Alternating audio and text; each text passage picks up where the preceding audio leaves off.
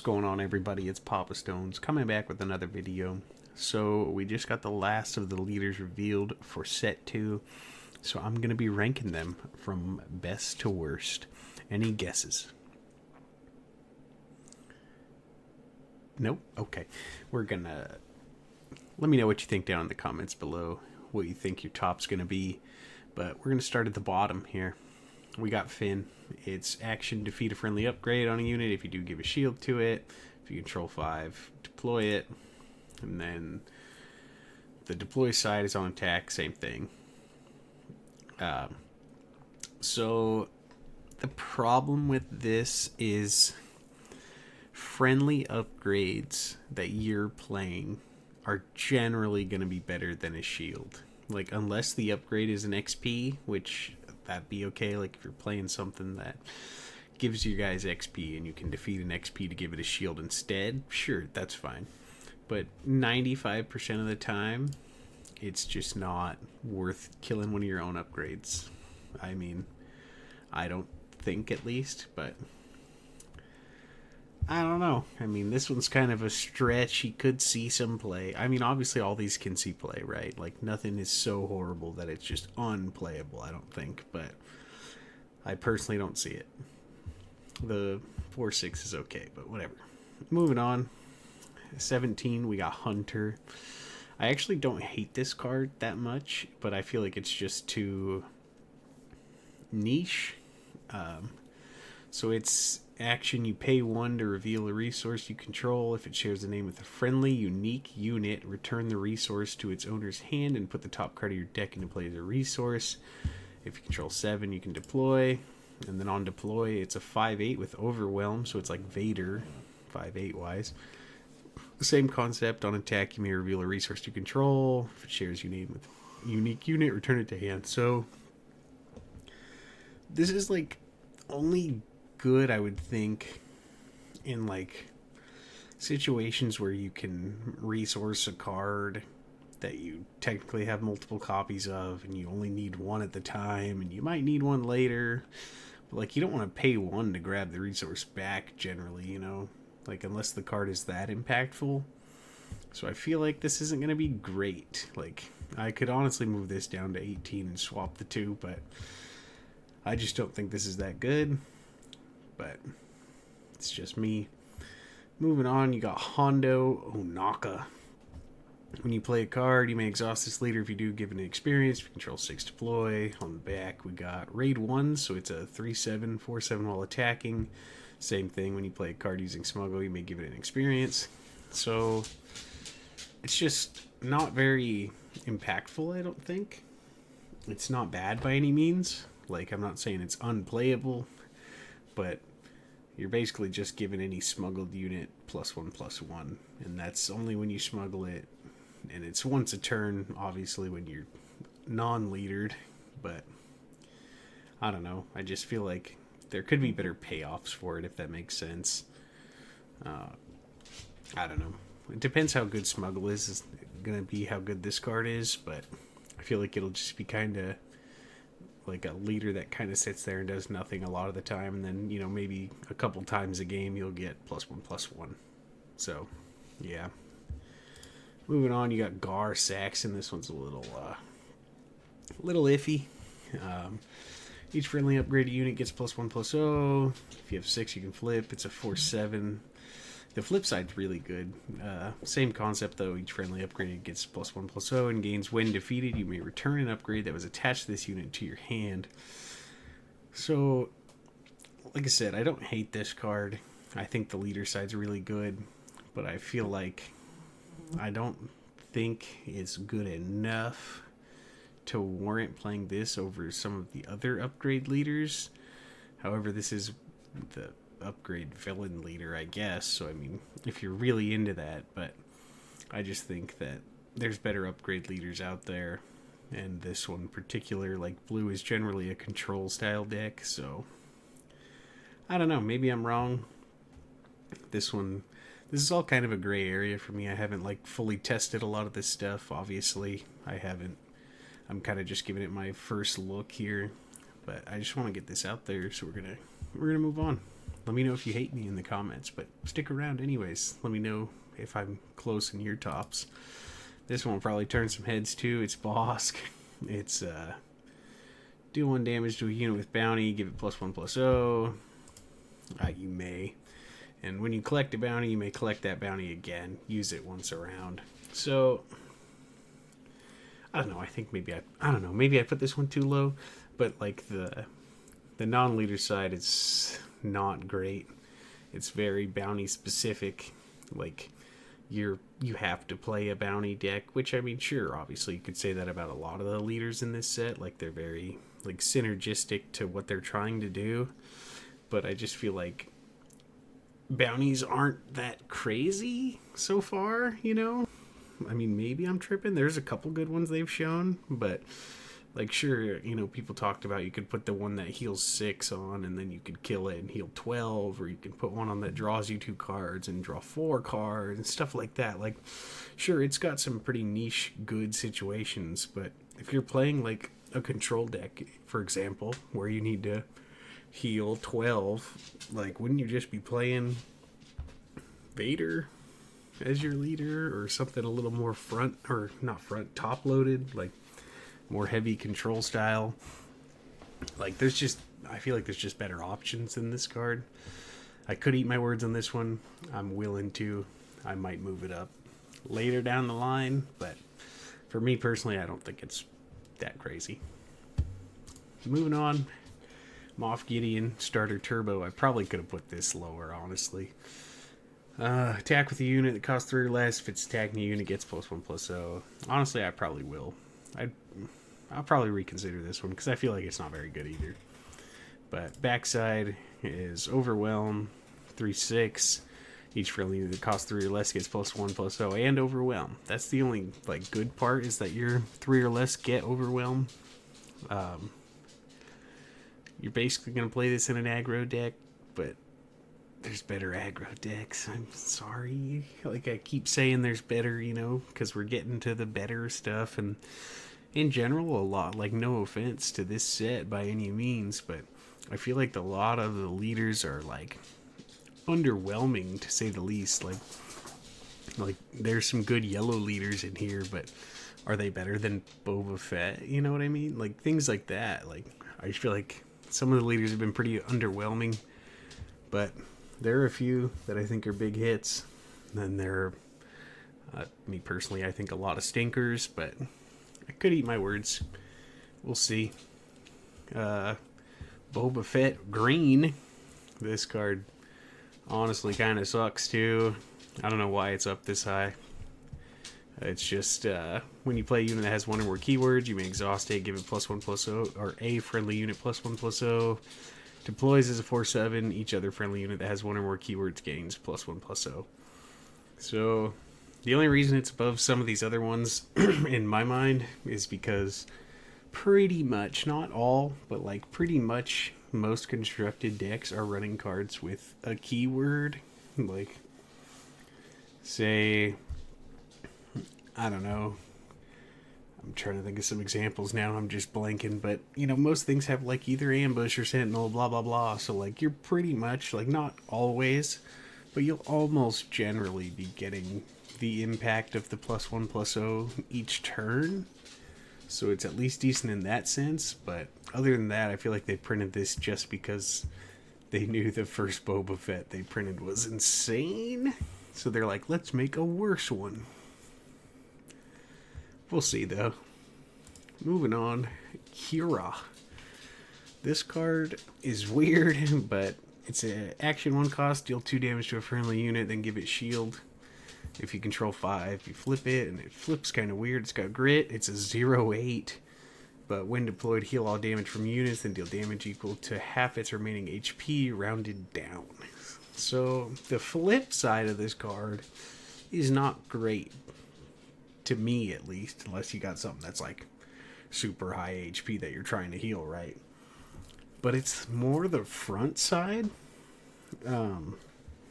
So it reminds me in a sense of Grand Inquisitor, but, like, less aggro-y, more control-y in a sense. So you're gonna deal 2 damage, like in a deck where you're playing like grit units and like stuff like, Seventh Sister or Cranston or things like that, that want to attack bases and have effects when they attack, or like Fifth Brother, etc. Things like that. I'm thinking of all red cards because I'm thinking of GI right now. But it's like the same concept. You get to hit your own dudes, but give it a shield rather than re-ready it. So it'll be like a more control-y aspect to a deck like that. So I think it's got potential. Granted, you do have to pay 1 for it, so it makes it a little bit worse. But I think this card's got some potential, but I don't know for sure. Moving on. You got Dr. Afra. This one's a trip. It's when the regroup phase cards start, or when the regroup phase starts, discard a card from your deck. If you control 5 or more, deploy. And while there are 5 or more different costs among your cards in your discard pile, it gains +3/+0, so it's either a 2/5 or a 5/5. But when deployed, choose 3 cards in your discard pile with different names. If you do, return one of them at random to your hand. So I feel like this is the hottest take on Casino Han, but for villainy, and you can do cooler stuff. Like, I honestly don't know if anybody will make this card work, but I have high hopes for it because it seems very like combo possible, if that makes sense.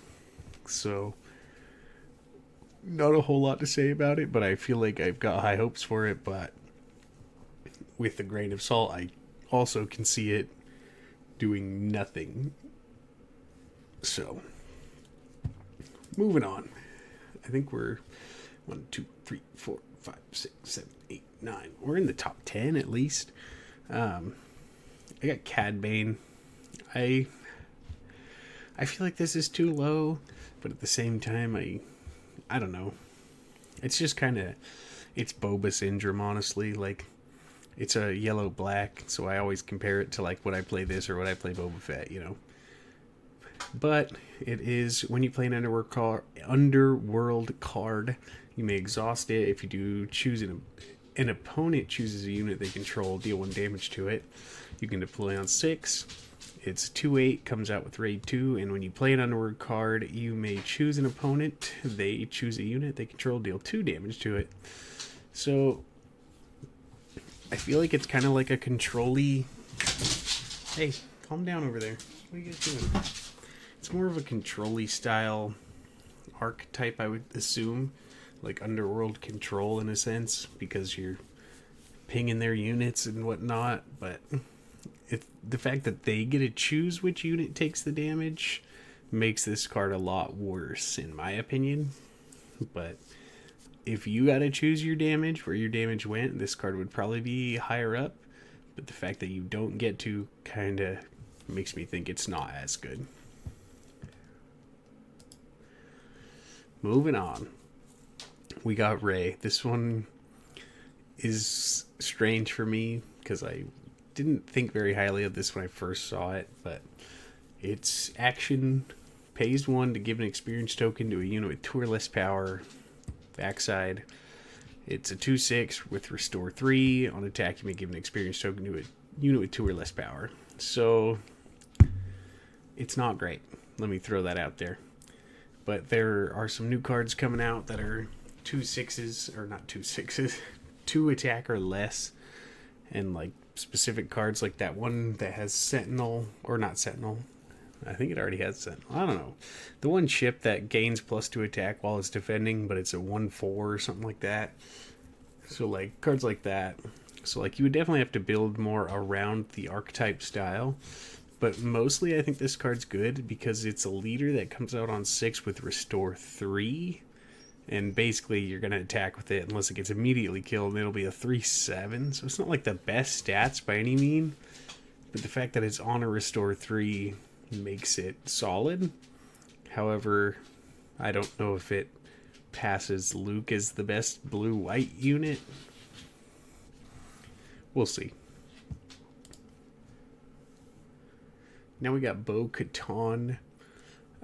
Action, if you attacked with an Mandalorian this phase, deal 1 damage to a unit. Flip. 6 cost, 4/7 on attack. You may deal 1 damage to a unit. If you attacked with a Mandalorian unit this phase, you may deal 1 damage to a unit. The same unit or a different unit. That's important. So here's your Red Heroism Mandalorian deck if you want it. It's basically just Darth Vader, just for heroes, and Mandalorian pretty specifically, but it kind of reminds me of Vader, so I feel like this would be like a red Mando control deck, but Vader saw good play, I think, because Vader's ability is a ping, like a targeted ping, kind of like what I think Cad Bane should be. But yeah, I think this card's good, but it all depends on how good Mando is. We're almost in the top 5. Here's your honorable mention. It's Fennec Shand. It's action, pay 1, play a unit that costs 4 or less from your hand, give it ambush. If you control 5, you may flip. It is a 4/4. Pretty bad stats for 5 costs. It's got Saboteur, which is nice, but action, play a unit from or that costs 4 or less from your hand, give it ambush. So this card's good, but it's also bad, I guess. Like, it's really good on the leader side because you're not paying extra for it and you can give stuff ambush that you want to bring out. But ambush is like a really sweet keyword for tempo reasons. So like in yellow white mid range, it could be decent to tempo out stuff with Fennec Shand. However, you're going to be doing that like, paying 1 every time. So it's like you could ambush for 3. Like on turn 4, you could tap it to play like a Star Viper or something and give it ambush and stuff like that. Like the card's got decent synergies, but paying 1 for it kind of sucks. But I feel like if you didn't have to pay for it, it would probably be broken. Maybe not broken, but a lot better. So I don't know. I like this card, but it's definitely very niche. I feel like I'm generally talking about constructed play, but I feel like in draft, this card will be a monster. Moving on, though. We're in the top 5. My top 5. Let me know if you've guessed the top 5 right, because there are some weird ones in here, but there is some, I think, standard ones in here. So, number 5, we got Lando. So, action, play a card using Smuggle. It costs 2 less to feed a resource you control. If you control 4 or more resources, you can deploy.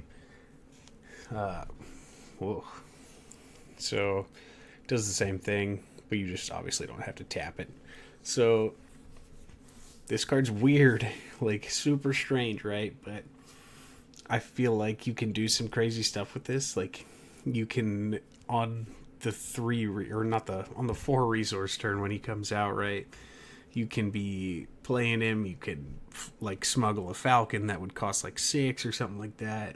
Have a 6 cost unit. You can like smuggle out things that cost like 5 and stuff for 3 resources. Like this card is kind of just like a mana cheater, and like while it's very high risk, high reward because you're getting rid of a resource. I feel like it's probably worth it in certain situations. Like, I feel like this will be like a tempo aggro deck. Like, not like hard aggro, like Sabine style, but like almost mid-rangey in a sense, but faster than that. Like a weird gray area, Like, I don't know how to really explain it, but you're going to be able to play really big dudes really early on and hopefully overwhelm your opponent that way, because you obviously do not want to get late with a leader that costs 4. But maybe you do. Maybe the paying 2 costs less is going to be worth or something like that. But I feel like this card can do some crazy things, so I'm expecting some crazy things from it. But number 4, we got Jabba. Same concept. That's kind of the big hit here. I got a fly buzzing around my face. It's bugging. So it's action, choose a unit for this phase. It gains bounty. The next unit play costs 1 less. Deploys on 7. It is a 2/12. When deployed, another friendly unit captures an enemy unit. non-leader. And you can tap it to choose a unit, same concept, it gains bounty. The next unit you play this phase costs 2 less. So it's very mana cheating. It lets you... The only downside, I think, is that you have to use it as a bounty, you know? So you have to kill said unit, but I feel like in a control deck, like say you were playing green blue control, green red, I mean, I don't know, green yellow, maybe, I don't know, like whatever, double green, who cares? But in a green style control deck, when you can do a lot of unit clearing and you can basically just get your units out cheaper, like imagine you flip this over, right? You tap, you I don't know, put it on something small, you kill it somehow, I don't know what's on the board. You can play an Avenger the same turn. Like, you could play a Relentless. You know, there's tons of options. Like, I don't know. I feel like mana cheating is so good most of the time. So I think this card's got a lot of potential. But I feel like it'll have to be, like, obviously a control style potential. But I like this card. We'll see how it does in the long run. But top 3 here, we got Mandalorian. This one kind of surprises me because it's one of the first leaders introduced, but I feel like it's solid for what it is. Obviously, front side is when you play an upgrade, you may exhaust this leader. If you do exhaust an enemy with 4 or less remaining HP. Backside, same kind of concept, but 6 or less remaining HP. So, this Mandalorian style upgrade deck, right? All you're going to be doing is just exhausting your opponent's stuff nonstop. Like, you don't have to worry about clearing their units because all you're going to be doing is tapping their dude sideways.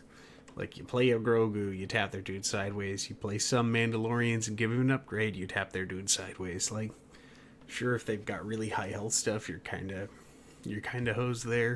It gets a little worse, but overall, like, it's control without removal, if that makes sense. Like, you don't have to worry about their units dealing damage to you because they're never going to attack. You're just going to keep spinning them sideways, you know? I don't know. I think this card's got a lot of potential. If the upgrade stuff does well, I think this will be the leader to do it. Either that or Bo-Katan, but I don't think it'll be the other ones. Sorry. But I don't know. I've got high hopes for Mando.